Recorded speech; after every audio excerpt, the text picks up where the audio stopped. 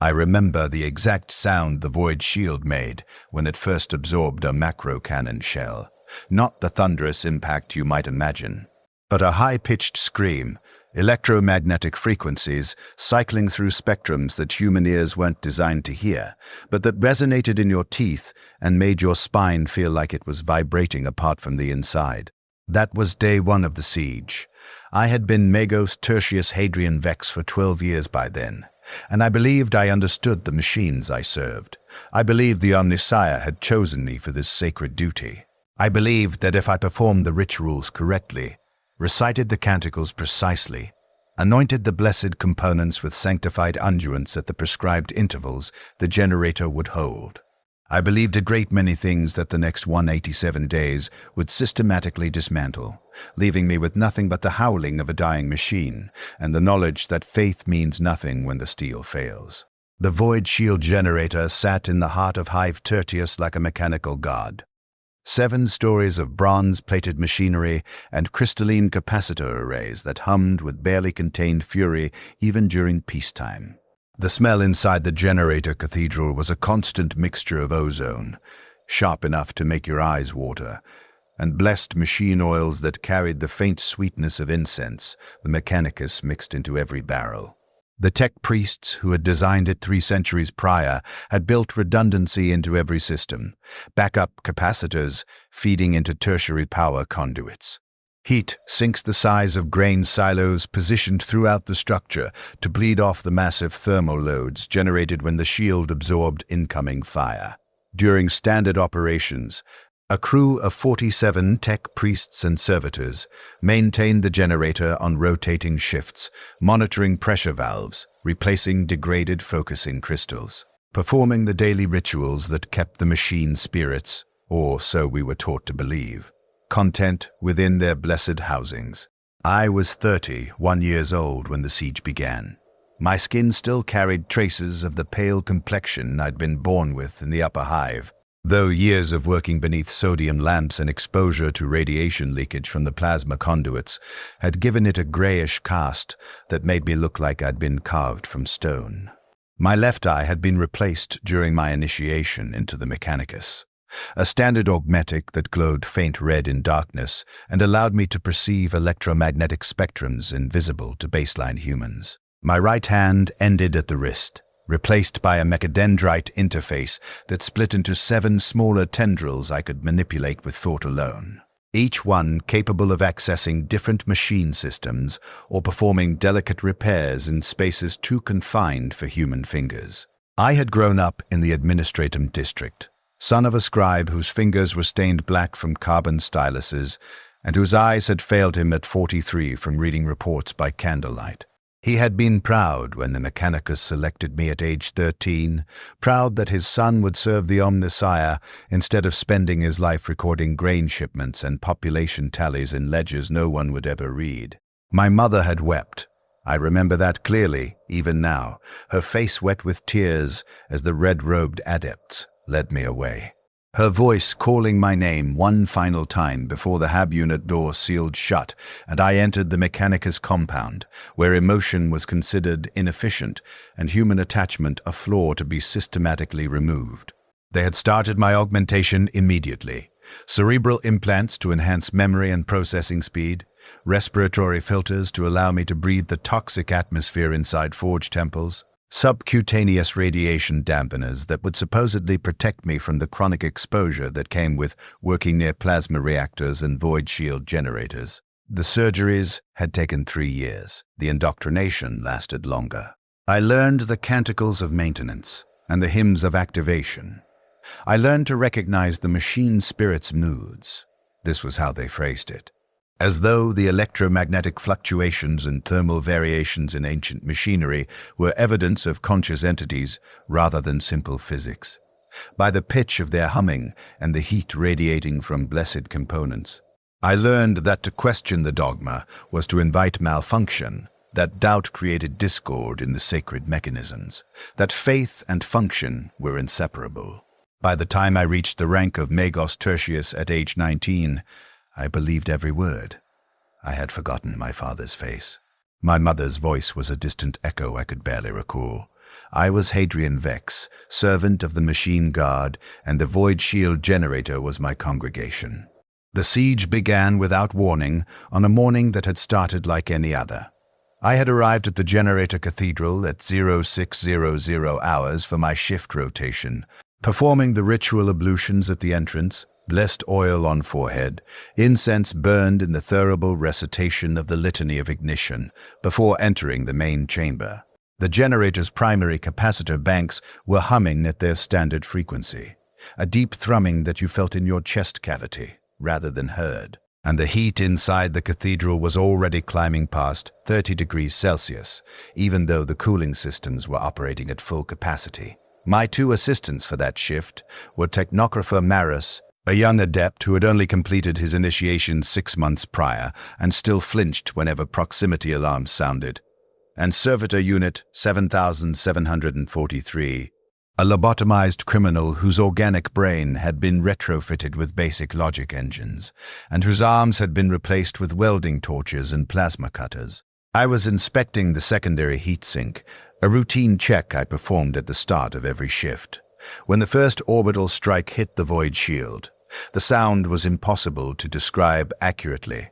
Imagine every piece of glass in a cathedral shattering simultaneously while someone screams directly into your ear and a thunderstorm detonates inside your skull. The generator's response was instantaneous. Power surged through the primary conduits, capacitor banks discharged their stored energy into the shield projectors, and the entire structure lurched as though struck by a physical blow. Pressure alarms began wailing throughout the cathedral, their high-pitched shrieking competing with the deeper alarm klaxons that indicated incoming bombardment. I watched the monitoring cogitators, banks of screens displaying thousands of data streams simultaneously, and saw the power consumption spike to levels I'd never witnessed outside of theoretical simulations. "Magos, what's happening?" Maris's voice carried the edge of panic, his augmetic left eye twitching as data streams flooded his visual cortex. I didn't answer immediately. I was too focused on the heat readings climbing across my display. The void shield had absorbed a macro cannon shell, a projectile the size of a cargo transport moving at relativistic velocity, and converted its kinetic energy into heat that the generator now had to dissipate before the capacitor banks. Overloaded. The temperature inside the primary heatsink had jumped from 80 degrees Celsius to 190 in the span of 3 seconds. Coolant pumps throughout the structure had automatically engaged, flooding the thermal exchange systems with liquid nitrogen. But the heat was building faster than the cooling systems could compensate. "We're under orbital bombardment," I said, my voice remaining steady through training even as my organic heart rate accelerated. "The shield is operating within acceptable parameters. Continue standard monitoring procedures." That was a lie. Nothing about what I was seeing was within acceptable parameters. The void shield generator had been designed to repel occasional strikes from enemy artillery or deflect the random meteor impact, not to withstand sustained orbital bombardment. The heat building inside the generator wasn't going to dissipate before the next strike arrived. I was correct. 17 seconds after the first impact, the second macro cannon shell hit the shield. Then a third.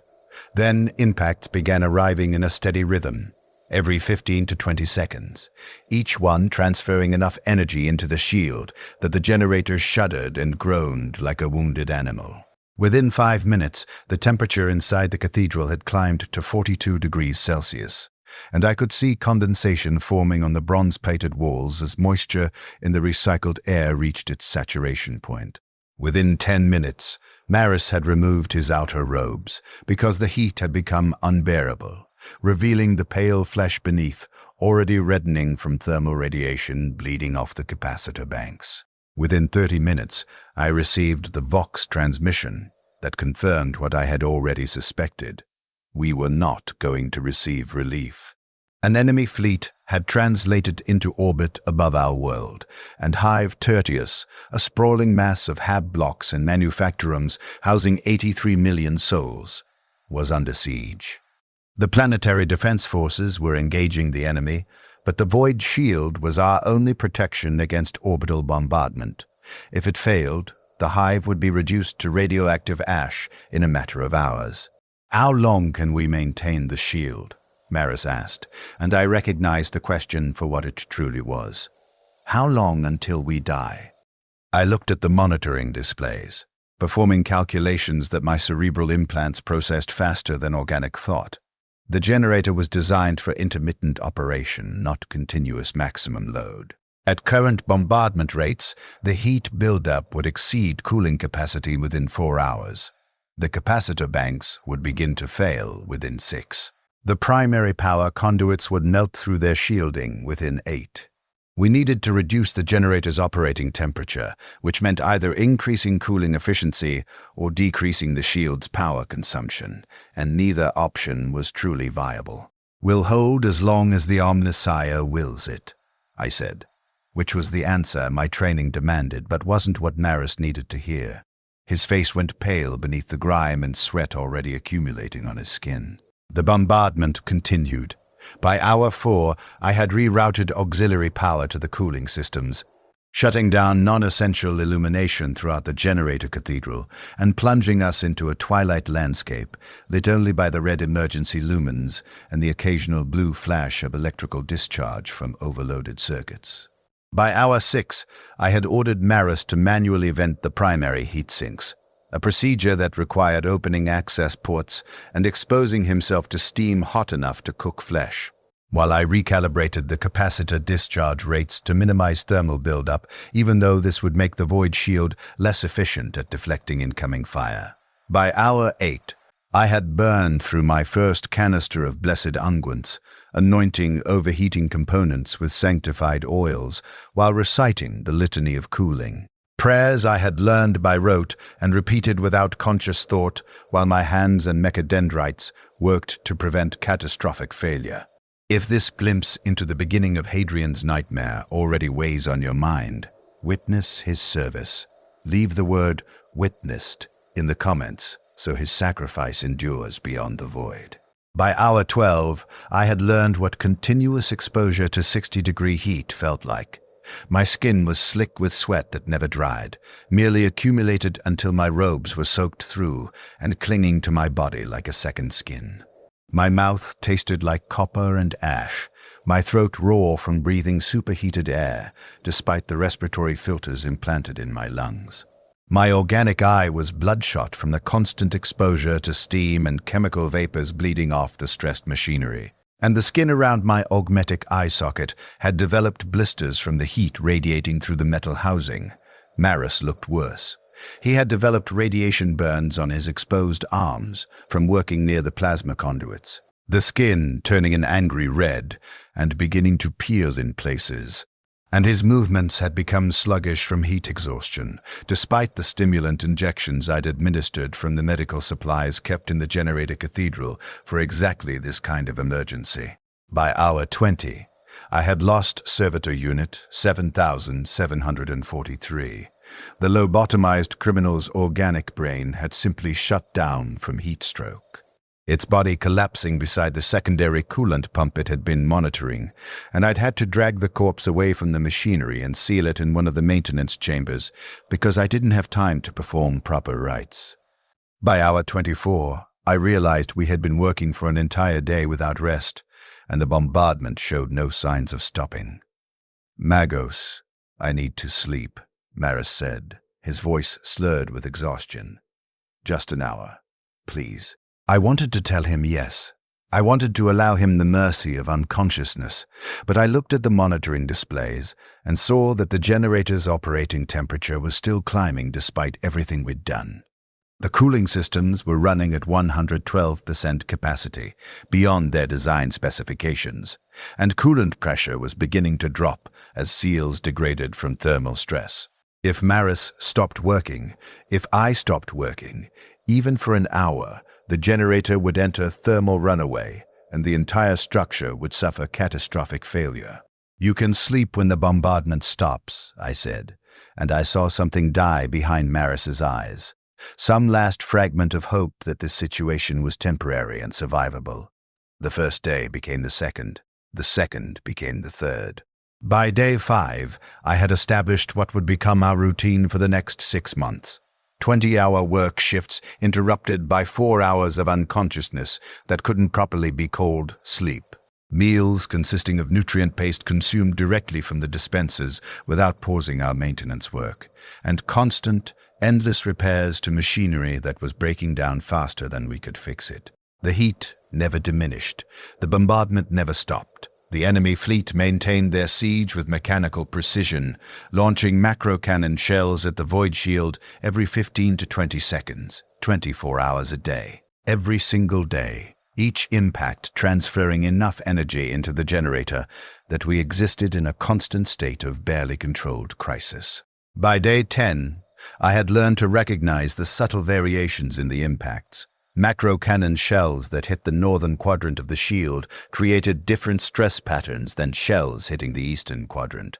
Plasma torpedoes, less frequent but more devastating, generated electromagnetic pulses that cascaded through the generator systems and required me to manually reset dozens of circuit breakers before the backup systems would re-engage. Lance strikes, mercifully rare, created such intense thermal spikes that the capacitor banks would scream with overload warnings, and I would have to divert power from other systems just to prevent explosions that would kill us all. Instantly.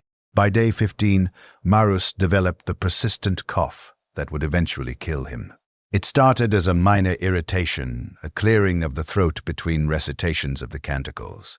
But within days it had progressed to wet, rattling gasps that brought up blood-flecked mucus. The radiation exposure was destroying his lungs from the inside, cooking the delicate tissues despite the respiratory filters that were supposed to protect him. I knew what was happening because I could feel the same sensation developing in my own chest, a tightness and burning that grew worse with each breath of the chemical-tainted air inside the generator cathedral. By day 20, I had requisitioned my first replacement assistant. Marus had collapsed while repairing a coolant valve, his body simply shutting down from accumulated radiation damage and heat exhaustion. And he had died 3 hours later in the medical bay despite the Hospitaler's efforts. I felt nothing when I received the notification of his death. There wasn't time for grief or guilt. The generator required constant attention, and I needed another pair of hands to perform the maintenance tasks that my own augmetics couldn't accomplish alone. They sent me technographer Varen, older than Marus had been, perhaps 30 years of age, with skin already graying from years of working in forge temples and a permanent squint from staring at monitoring cogitators. He arrived carrying his personal toolkit and wearing fresh robes that made him stand out like a beacon against the grime-covered interior of the generator cathedral. I gave him exactly 4 minutes to familiarize himself with the generator's layout before putting him to work replacing burned-out circuit breakers in the secondary power distribution system. "How long has the bombardment been continuous?" Varen asked during his 3rd hour, sweat already soaking through his robes, despite his obvious attempts to maintain proper decorum. 20 days, I said. The enemy maintains orbital position and fires at regular intervals. We maintain the shield. That is the extent of our reality. When do we expect relief? I didn't answer. The Vox transmissions from Hive Command had become increasingly sparse over the past week, and the last communication I'd received had simply stated that planetary defense forces were engaging the enemy, with no estimated timeline for breaking the siege. The truth, which I had already deduced but wouldn't voice aloud, was that no relief was coming. The enemy fleet was too large, too well-positioned, and our world too strategically insignificant for the Imperium to divert the resources necessary to break the siege. We would hold the shield until we couldn't, and then 83 million people would die screaming as orbital bombardment reduced the hive to molten slag. By day 30, I had established a routine that would sustain me for the next 5 months. Wake after 4 hours of unconsciousness that left me feeling more exhausted than rested. Consume 300 grams of nutrient paste that tasted like sawdust mixed with machine oil. Begin inspection of the primary systems, checking for new failures that had developed overnight. Dispatch whatever assistance I currently had. The number varied as they died and were replaced. to perform the most urgent repairs while I focused on recalibrating the capacitor discharge rates and managing the ever-increasing heat build-up. Perform the hourly rituals, anointment of blessed components, recitation of canticles, offerings of incense to the machine spirits that supposedly inhabited the generator, but were more likely just my indoctrination interpreting random electromagnetic fluctuations as evidence of consciousness. Monitor the displays for signs of imminent failure. Repair what breaks. Pray, or go through the motions of prayer, since true faith had started to erode somewhere around day 15, that the generator holds for another hour. Repeat for 20 hours. Sleep, wake, continue. The heat had become our greatest enemy. Despite running the cooling systems beyond their design specifications, despite manually venting the heat sinks every 4 hours, despite every technique and prayer and ritual I could employ, the temperature inside the generator cathedral continued to climb. By day 30, it had stabilized at 68 degrees Celsius during the coolest periods, usually the brief window around 0400 hours when bombardment rates occasionally slackened, and peaked at 76 degrees during maximum load. At these temperatures, human flesh began to break down. Dehydration became a constant threat despite consuming liters of reclaimed water every day. Skin developed chronic rashes and sores from the constant moisture and chemical exposure. Hair fell out in clumps, fingernails turned brittle and cracked. The body consumed itself trying to maintain core temperature, burning through calories faster than we could replace them, leaving us all looking like walking corpses. Skin stretched tight over visible ribs, eyes sunken deep into sockets. Muscles wasting away despite the stimulant injections I administered to keep everyone functional. By day 45, I had learned to recognize the early signs that an assistant was going to die soon.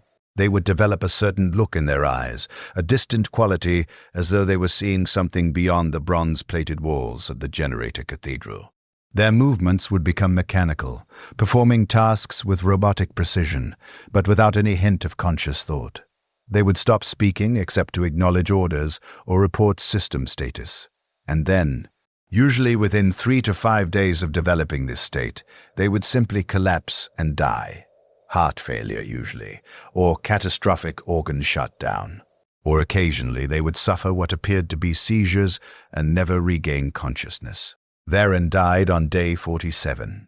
He had been replacing a degraded focusing crystal in one of the shield projectors when something, equipment failure, loss of consciousness, simple bad luck caused him to lose his grip and fall backward into the exposed plasma conduit. I heard the scream, brief, cut off abruptly, and then smelled the burning meat. By the time I reached him, there wasn't enough left to identify except by the serial number on his remaining augmetic implants. They sent me Technographer Saurus and Servitor Unit 8821 as replacements. Saurus lasted 11 days before radiation poisoning caused his liver to fail. The Servitor lasted longer. Lobotomized criminals didn't complain about heat or exhaustion, didn't require sleep, didn't develop psychological breaks from the constant stress, but eventually its organic brain simply burned out from thermal damage, and I had to dispose of another corpse in the maintenance chambers that were rapidly filling with bodies I didn't have time to give proper rites. By day 60, I had stopped learning my assistants' names. They were Technographer 1, Technographer 2, Servitor Unit, interchangeable components that performed necessary functions until they broke and required replacement. Learning their names meant acknowledging them as individuals, and individuals had families and histories and futures, and none of my assistants had futures. They had days, maybe weeks if they were lucky, and then they would die in this bronze-plated hell while keeping a machine functional that should have failed on day 3. This cycle of death and replacement has consumed countless lives. If you believe they deserved better than to be forgotten, let your engagement be the only recognition they'll ever receive. Like and subscribe. By day 75, I had developed my own radiation burns. They started as small patches of reddened skin on my forearms, areas exposed when I had to remove my outer robes to work in the tightest spaces near the plasma conduits. Within days, the burns had spread up my arms to my shoulders, the skin peeling away in sheets to reveal raw, weeping flesh beneath. The pain was extraordinary. A constant burning sensation as though my arms had been dipped in acid, but I learned to function through it because the alternative was death, mine and everyone else's. I coated the burns in blessed unguents that provided minimal relief and wrapped them in blessed cloth that the Mechanicus dogma claimed would speed healing, but which actually just prevented infection until the burns developed enough scar tissue to no longer require covering. The worst part wasn't the physical pain. The worst part was watching the same burns develop on my assistants and knowing they were going to die from them. Knowing that their radiation exposure was cumulative and irreversible, and that every day they spent in the generator cathedral was another day closer to organ failure. And knowing that I couldn't spare them because we needed every available hand to keep the generator functional, I became efficient at calculating survival times. Technographers without significant prior radiation exposure would typically last 40 to 60 days before cumulative damage became fatal. Servitors lasted longer due to their augmented physiology, perhaps 90 days. Tech priests with higher ranks and more extensive augmentation could potentially survive longer, though I had no data points to confirm this since I was the only tech priest present and I wasn't dead yet. By day 90, I had stopped performing some of the rituals. The hourly anointment of blessed components became anointment every 2 hours, then every 4 hours, then only when a specific component showed signs of imminent failure. The canticles became abbreviated versions, key phrases recited while my hands worked on repairs, rather than the full elaborate liturgies that were supposed to accompany every maintenance action. The offerings of incense stopped entirely. We couldn't spare the resources, and besides, whatever machine spirits supposedly inhabited the generator hadn't shown any evidence of caring whether we burned incense or not. The generator functioned or failed based on the laws of physics and the structural integrity of its components, not on the precision of our prayers. This realization should have felt heretical. I had spent 18 years being taught that faith and function were inseparable, that doubt invited malfunction, that the machine spirits responded to proper veneration. But standing in 68-degree heat, surrounded by equipment that was failing despite perfect adherence to ritual, watching assistants die despite their faithful service, maintaining a generator that should have catastrophically failed weeks ago, but continued functioning through nothing more than physics and desperate engineering, I found I couldn't maintain the cognitive dissonance any longer. The machine spirits were a metaphor at best, a control mechanism at worst, stories told to tech priests to ensure compliance with maintenance protocols that someone centuries ago had encoded as religious dogma. The generator ran because electrons flowed through circuits and coolant absorbed heat and capacitors stored energy. Prayer was simply a mnemonic device for remembering complex procedures. By day 100, I had lost track of how many assistants had died. The maintenance chambers were full of corpses. 17, 20, more.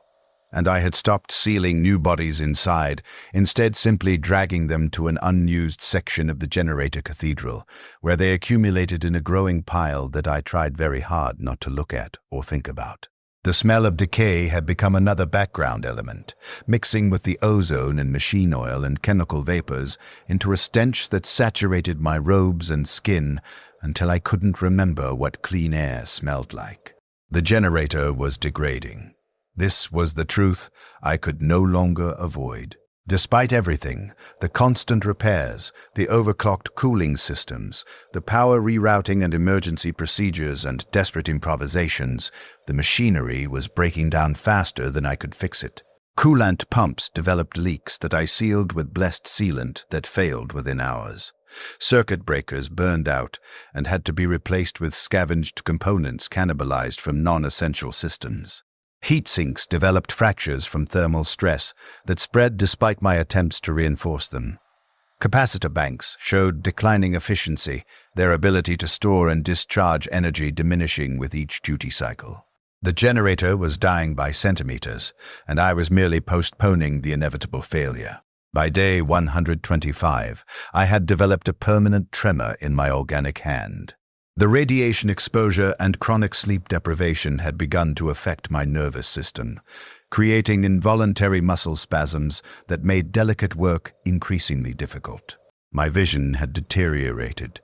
The organic eye now required conscious effort to focus, and I'd started relying almost exclusively on my augmetic eye's enhanced capabilities. My hearing had developed a constant ringing tone that I initially thought was another alarm, but eventually realized was tinnitus caused by months of exposure to the generator's mechanical screaming.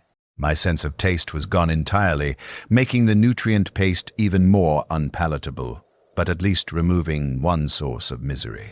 My skin had taken on a gray-green pallor that reminded me of week-old corpses, and I'd lost perhaps 20 kilograms of body mass, my ribs now clearly visible through the burned and scarred flesh of my torso. I looked like a walking dead man. I felt like one too. The stimulant injections that had kept me functional were losing their effectiveness, requiring higher doses to achieve the same results, and I knew I was building toward toxicity levels that would cause permanent damage to my remaining organic systems. But the alternative was allowing exhaustion to overwhelm me, and the generator required constant attention. Magos, the primary coolant pump, is showing pressure loss, said whoever my current assistant was. I genuinely couldn't remember if this was Technographer 7 or 8. A young adept with burn scars covering half his face and a cough that sounded disturbingly like Maris's had before he died. I checked the monitoring displays and felt something twist in my chest that might have been fear if I'd still been capable of feeling emotions. The primary coolant pump was critical to the generator's survival. If it failed completely, the heat buildup would cause catastrophic failure within minutes. But the pressure loss indicated a seal failure somewhere in the coolant distribution system, and finding it would require shutting down sections of the generator for inspection, which would reduce the void shield's effectiveness and potentially allow orbital bombardment to break through. Reroute coolant flow through the secondary distribution network, I ordered. Maintain pressure in the primary system using the backup pumps. I'll perform manual inspection of the compromised section. This meant entering the coolant distribution tunnels, confined spaces barely large enough for a human body, where temperatures routinely exceeded 80 degrees, and the air was thick with chemical vapors that would kill an unaugmented person in minutes. I'd made this journey 17 times over the past months, each time more difficult than the last, as the tunnels grew hotter and the air grew thinner and my body grew weaker. I sealed my respiratory filters and crawled into the access tunnel. My mechadendrites extended ahead of me to provide illumination and scan for structural damage. The tunnel walls were slick with condensation and too hot to touch directly, the bronze plating radiating heat like the surface of a forge. My augmetic eye shifted to thermal imaging, showing me the distribution of temperatures along the coolant pipes, blue and green where the system was functioning correctly, yellow and orange where heat was building up, bright red where temperatures exceeded safe parameters. I found the seal failure after 30 minutes of crawling through the confined space. A gasket had degraded from thermal stress, allowing coolant to leak into the surrounding structure where it flash-boiled into steam. The repair was simple in theory. Replace the gasket, restore pressure, continue operations.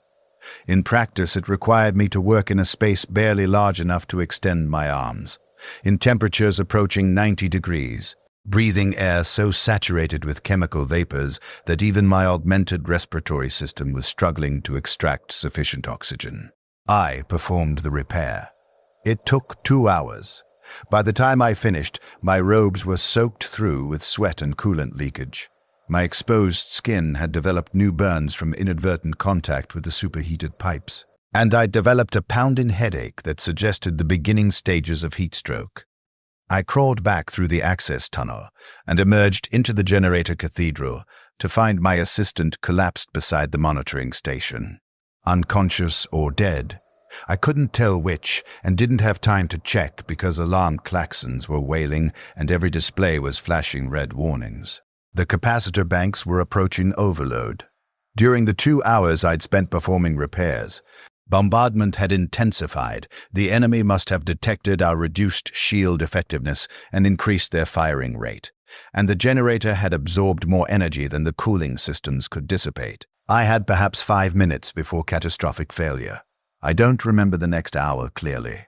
My cerebral implants recorded the data, every action I took, every system I rerouted, every emergency procedure I implemented, but my conscious memory is fragmented, broken into snapshots of crisis, manually venting the primary heat sinks and being engulfed in superheated steam that flash-burned exposed skin.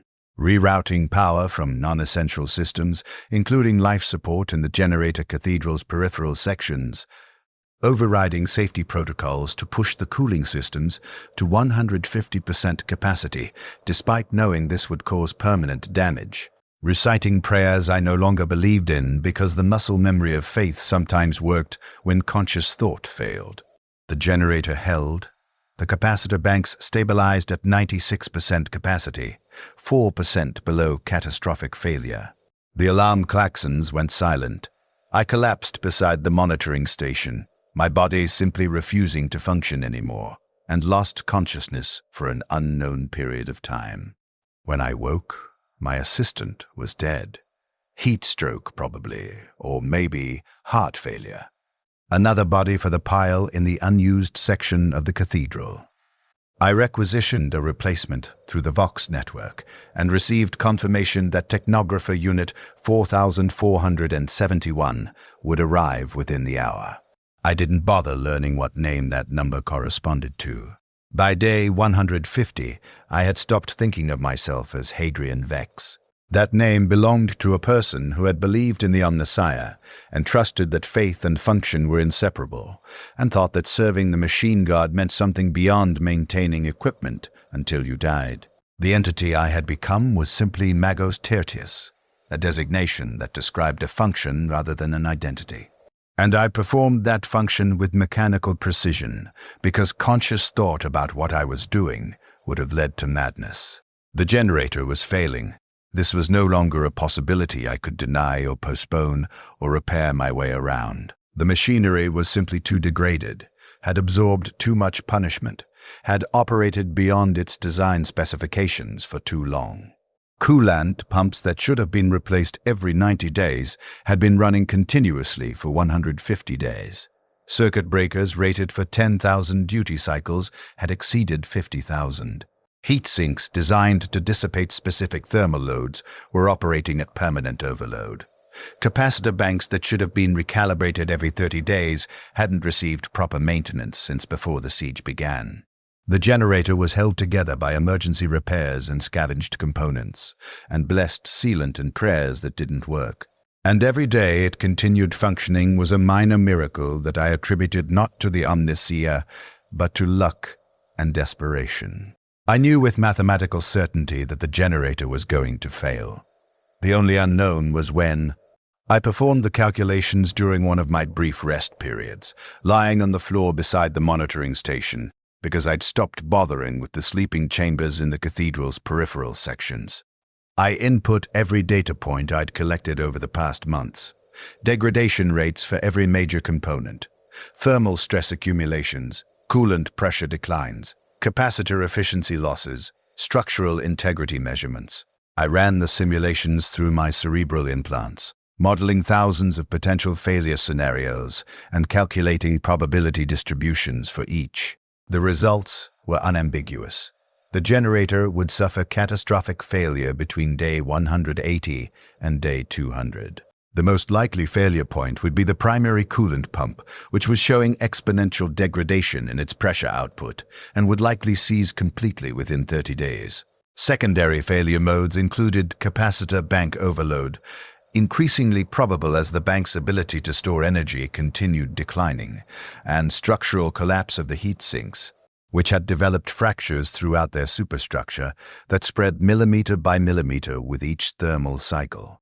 I could potentially extend the generator's operational life by another 10 to 20 days through increasingly desperate measures, cannibalizing components from the backup generator systems that were supposed to be held in reserve for exactly this kind of emergency. pushing the cooling systems to 200% capacity, even though this would certainly cause immediate permanent damage. Reducing the void shield's power output to minimal levels and accepting that some bombardment would penetrate through to hit the hive's outer walls. But these measures would only postpone the inevitable, and they would reduce the generator's reliability during what remained of its operational life. The moral calculus was straightforward and horrifying. I could maintain the generator at current specifications for approximately 30 more days, providing maximum protection to the 83 million people living in Hive Tertius. Or I could extend its operational life by perhaps 45 days by reducing its effectiveness. Accepting that thousands of people would die from bombardment that penetrated the weakened shield, but potentially buying enough time for relief forces to arrive, assuming relief forces existed and were en route, which seemed increasingly unlikely given the complete absence of communication from planetary command over the past 2 weeks. I chose maximum protection. This decision wasn't based on morality or faith, or even conscious reasoning. It was simply the path of least modification to our current operating procedures, and change required energy I didn't have. We would maintain the generator at current specifications until it failed catastrophically, and then everyone would die at once rather than dying gradually. They never stood a chance. Yet, Hadrian fights for 30 more days. If you feel the futility of his struggle, witness it. Comment where you're watching from today. I didn't inform anyone of my calculations. What would have been the point? Telling the Hive's population that they had 30 days to live would cause panic and riots and complete social breakdown, which would distract from the defense efforts and potentially cause the very collapse I was trying to prevent. Telling my assistants would destroy what little motivation they had left. Why continue working yourself to death if death is guaranteed anyway? Telling Hive Command would trigger bureaucratic protocols and inquiries and demands for reports that would consume time I needed for keeping the generator functional. So I said nothing. I continued my 20-hour work shifts and watched my assistants die and replaced them with new assistants who would also die. And I performed the repairs and rituals and maintenance tasks that postponed failure for 1 more day, 1 more hour, 1 more minute, knowing that every moment I bought was merely delaying the inevitable. By day 160, my body had begun its final collapse. The radiation exposure had accumulated beyond the point where my augmetics could compensate. I developed sores inside my mouth that never healed, making eating painful and swallowing difficult. My hair fell out completely, leaving my scalp covered in radiation burns and scar tissue. My fingernails turned black and fell off, exposing the sensitive nail beds beneath. I lost weight I didn't have to lose, my body consuming muscle tissue to maintain basic functions. I developed chronic nosebleeds from deteriorating blood vessels. My organic eye developed cataracts that turned my vision cloudy and dim. I administered myself stimulant injections every 4 hours to remain conscious. The doses had climbed to levels that would have killed me 6 months ago, but my body had developed tolerance through chronic exposure. I knew the stimulants were destroying my cardiovascular system, forcing my heart to operate at dangerous rates and elevating my blood pressure to levels that could cause stroke at any moment. But the alternative was losing consciousness, and unconsciousness meant death, mine and everyone else's. My assistants looked worse than I did. The current set, I'd stopped tracking their designations entirely. They were simply Assistant 1 and Assistant 2, were both in advanced stages of radiation poisoning. Assistant 1 had developed the telltale signs of bone marrow failure, persistent bruising, chronic fatigue despite stimulant injections, susceptibility to every minor infection. He would be dead within a week, maybe less. Assistant 2 had suffered neurological damage, his movements becoming increasingly uncoordinated, and his speech slurred, indicating that radiation was destroying his brain tissue despite the protective augmetics. He might last 2 weeks if he was unlucky. Neither of them complained. Neither of them asked to be relieved. They performed their assigned tasks with mechanical precision until their bodies failed. And then they died, and I dragged their corpses to join the others and requisitioned replacements, and the cycle continued. By day 170, the generator entered what I privately termed terminal decline. Every system was operating in failure mode. The primary coolant pump produced pressure at only 60% of its original capacity, forcing me to reroute coolant through auxiliary systems that weren't designed to handle the load.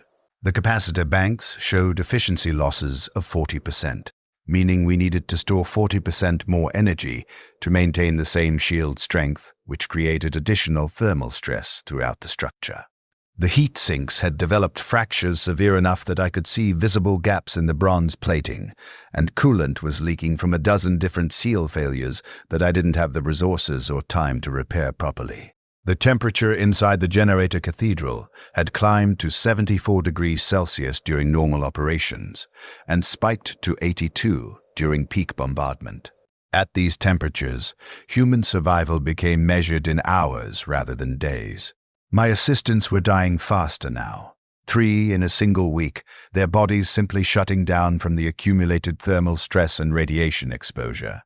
I stopped requisitioning replacements. There wasn't enough time to train new assistants in the generator's operation, and they would die before becoming useful anyway. I worked alone, my mechadendrites performing the tasks that required multiple hands, my cerebral implants processing the monitoring data that should have been distributed across multiple cogitators. By day 175, I had accepted that I was going to die with the generator. This wasn't a decision so much as a recognition of reality. Even if I abandoned my post, which would guarantee immediate generator failure and the deaths of 83 million people, I was too damaged to survive. The radiation exposure alone was fatal. My organs were failing. My immune system was destroyed. My cardiovascular system was operating far beyond sustainable parameters. I was essentially a corpse that hadn't stopped moving yet, sustained by stimulants and augmetics, and sheer stubborn refusal to acknowledge that I should have been dead weeks ago. The question wasn't whether I would die. The question was how many days I could buy before death became unavoidable. By day 180, the primary coolant pump was producing pressure at only 40% capacity. By day 183, the capacitor banks were operating at 35% efficiency. By day 185, I could hear the heat sinks fracturing with audible cracking sounds as thermal stress exceeded the structural limits of the bronze plating. By day 186, I knew the generator would fail within the next 24 hours. I spent that final day performing what repairs I could, knowing they were futile but unable to stop working because stopping meant acknowledging defeat. I replaced circuit breakers that would fail again within hours. I sealed coolant leaks with blessed sealant that wouldn't hold. I recalibrated capacitor discharge rates that were beyond meaningful calibration. I recited canticles I didn't believe in to machine spirits that didn't exist. I worked 23 hours without pause, sustained by stimulant injections that should have caused cardiac arrest, but somehow didn't. At hour 23, at 0547 hours on day 187, the primary coolant pump seized. I heard it fail, a grinding shriek of metal on metal, as the pump's bearings disintegrated from thermal stress and friction. I was standing at the monitoring station when every alarm klaxon in the generator cathedral began wailing simultaneously, and I watched the temperature readings spike upward as the cooling systems failed and heat began accumulating throughout the structure with nothing to stop it. I had perhaps 10 minutes before catastrophic failure, perhaps less. I could have run. The generator cathedral had emergency exits that would have allowed me to escape before the capacitor banks overloaded and the resulting explosion vaporized everything within 100 meters. I could have saved myself, postponed my death by hours or maybe days, died somewhere else from the radiation poisoning instead of being instantly vaporized in a plasma fireball. I didn't run. I stood at the monitoring station and watched the temperatures climb and the pressure alarms wail and the capacitor banks approach overload. And I recited the litany of final function. A prayer for machinery that had served faithfully until destruction. A prayer I'd learned during my initiation 18 years ago and never thought I'd use. Blessed machine, your service is complete. Blessed components, Your function is fulfilled. Blessed spirits, your vigil is ended. Rest now in the Omnissiah's embrace. I didn't believe a word of it, but the ritual mattered, even if the faith didn't. Even if the Omnissiah was just a metaphor for human engineering. Even if the machine spirits were just electromagnetic fluctuations given theological significance. Even if everything I'd believed for 18 years was dogma designed to ensure compliance rather than truth. I had maintained the generator for 187 days. I had bought 6 months of life for 83 million people. It wasn't enough. The siege hadn't broken, relief hadn't arrived, the hive was still going to die. But I had done what I was trained to do, keep the machine functional until it couldn't function anymore. The generator failed at 0552 hours. The capacitor banks overloaded simultaneously, discharging their stored energy in an uncontrolled cascade that vaporized the primary systems and triggered secondary explosions throughout the structure. The void shield collapsed instantly, leaving Hive Tertius exposed to orbital bombardment for the first time in 6 months. I felt the heat before I felt anything else, a wave of thermal energy so intense that it flash-burned my exposed skin to ash in microseconds. Then the pressure wave hit, and my body disintegrated. Organic components and augmetics alike reduced to component atoms and scattered across the generator cathedral's wreckage. My last thought wasn't of the Omnissiah, or faith, or duty. It was of my mother's face, which I suddenly remembered with perfect clarity after 18 years of forgetting. Brown eyes, lined with age, wet with tears as she called my name one final time before the Mechanicus took me away. Then there was nothing. The orbital bombardment began immediately after the void shield collapsed.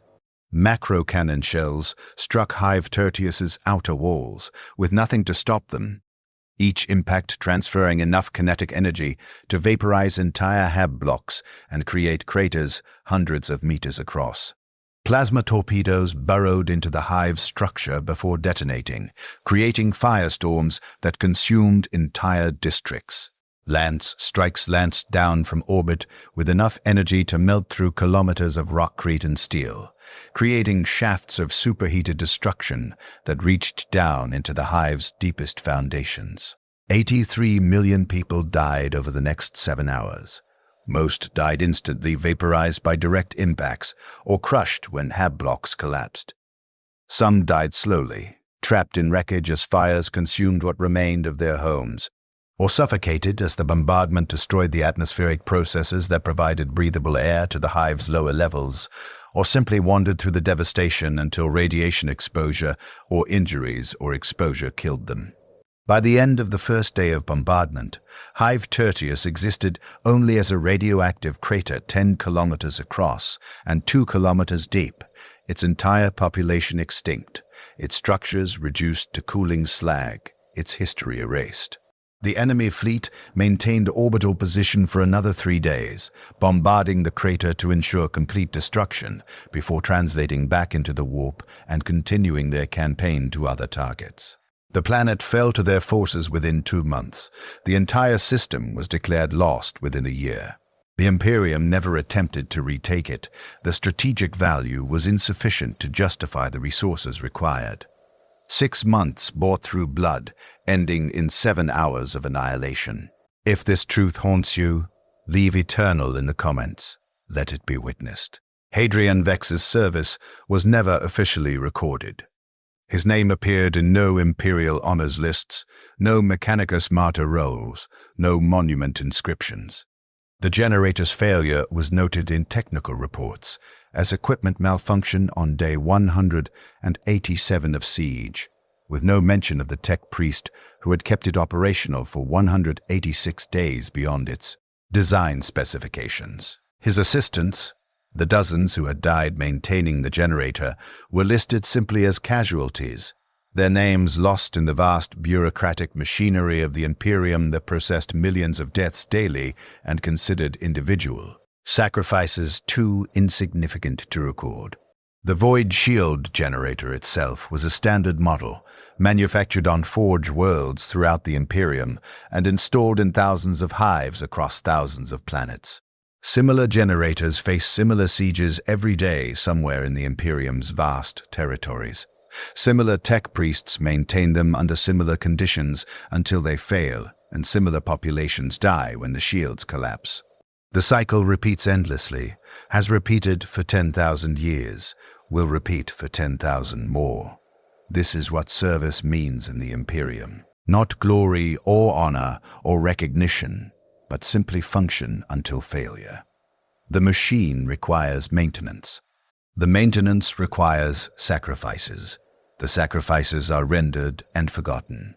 The machine continues, grinding through human lives like ammunition, converting flesh and blood and hope into operational hours and tactical advantages and strategic delays. Hadrian Vex believed, once, that his service had meaning, that maintaining the generator was sacred duty, that his sacrifices honored the Omnissiah, that faith and function were inseparable.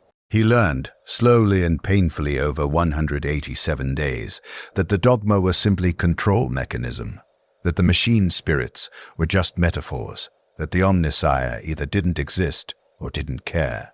He learned that the generator ran on physics and engineering, not faith.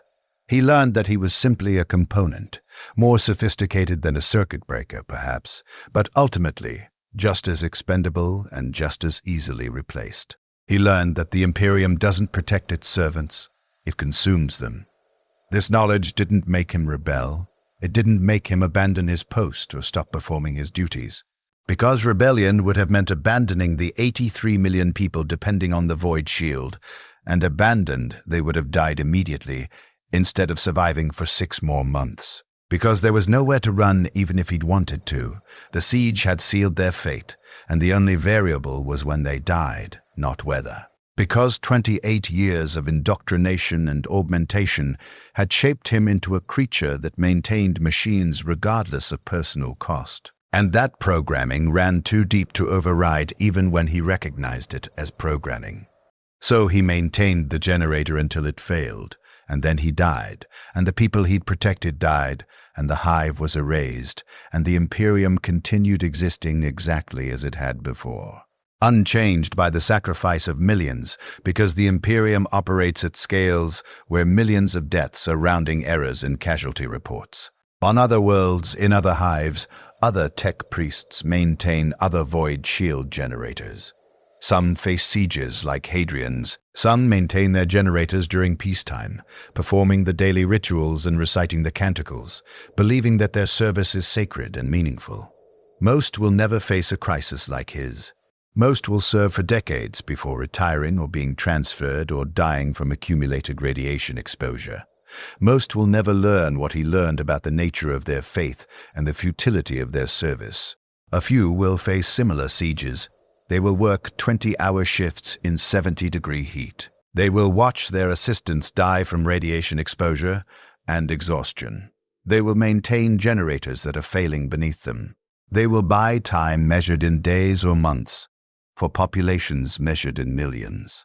And they will die at their posts when the generators fail. And the populations will die when orbital bombardment reduces their hives to craters, and the Imperium will continue existing unchanged. This is the reality behind the Imperium's glory. Behind every maintained defensive position are the bodies of those who maintained it. Behind every strategic delay are the corpses of those who bought the time. Behind every successful retreat are the remains of those who held the line while others escaped. The Imperium is built on an infinite foundation of forgotten sacrifices, anonymous deaths, and services rendered by individuals whose names are lost the moment they stop functioning. Hadrian Vex was one of millions who die this way every day across the Imperium's territories. His story is not unique. His suffering was not special. His sacrifice changed nothing about the war's ultimate outcome. He bought 6 months of life for a population that would have died anyway, maintained a generator that was always going to fail, performed duties that were assigned to him through bureaucratic processes that viewed him as a resource to be allocated and consumed. He was a component. The component functioned until it broke. The system replaced it and continued operating. This is what the Imperium does to its servants. This is what service costs.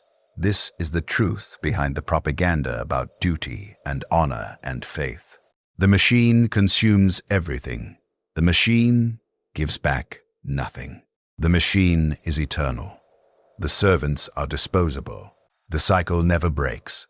Somewhere in the Imperium right now, another tech priest is beginning another shift, maintaining another void shield generator. Perhaps the generator will function perfectly for decades. Perhaps it will face a siege tomorrow. The tech priest doesn't know. The tech priest performs the rituals and recites the canticles and believes that service to the Omnissiah is sacred. The tech priest doesn't know that the Omnissiah is a metaphor, that the machine spirits are electromagnetic fluctuations, that faith is a control mechanism designed to ensure compliance with maintenance protocols. Perhaps the tech priest will learn these truths the way Hadrian did. Perhaps not. It doesn't matter. The generator will require maintenance regardless of what the tech priest believes. And when the generator fails, whether through siege or age or simple mechanical breakdown, the tech priest will die or be transferred, and another tech priest will take their place, and the cycle will continue. This is eternal. This is inevitable. This is the Imperium. The Emperor protects, they say. But Hadrian Vex waited for protection that never came. He prayed to the Omnissiah for deliverance that never arrived. He maintained faith in a system that consumed him without acknowledgement or gratitude. He served faithfully until death, and his reward was vaporization and anonymity and the knowledge, gained too late to matter, that everything he believed was designed to make him compliant until he broke. They say service is its own reward. They say duty is sacred. They say faith sustains. They say the Omnissiah watches over those who maintain his blessed machines. They lie. But the machines still require maintenance. The shields still require tech priests. The Imperium still requires sacrifices. And so the cycle continues, consuming millions of Hadrian Vexes every day, grinding them into operational hours and tactical advantages and strategic delays, discarding them when they break and replacing them with new components who will also break eventually. Now you understand what lies beneath the Imperium's glory, the grinding machinery of endless sacrifice. If you dare witness more truths the Imperium buries, subscribe. They say service protects, but from what Hadrian became, there is no protection. I remember the exact sound the void shield made when it first absorbed a macro cannon shell. That high-pitched scream, electromagnetic frequencies cycling through spectrums human ears weren't designed to hear. I remember believing that if I performed the rituals correctly, the generator would hold. I remember thinking that faith and function were inseparable. I was wrong about everything except the sound. The generator screamed for 187 days, and then it died. And I died with it, and 80 to 3 million others died after us, and the Imperium continued existing exactly as it had before. This is what service costs.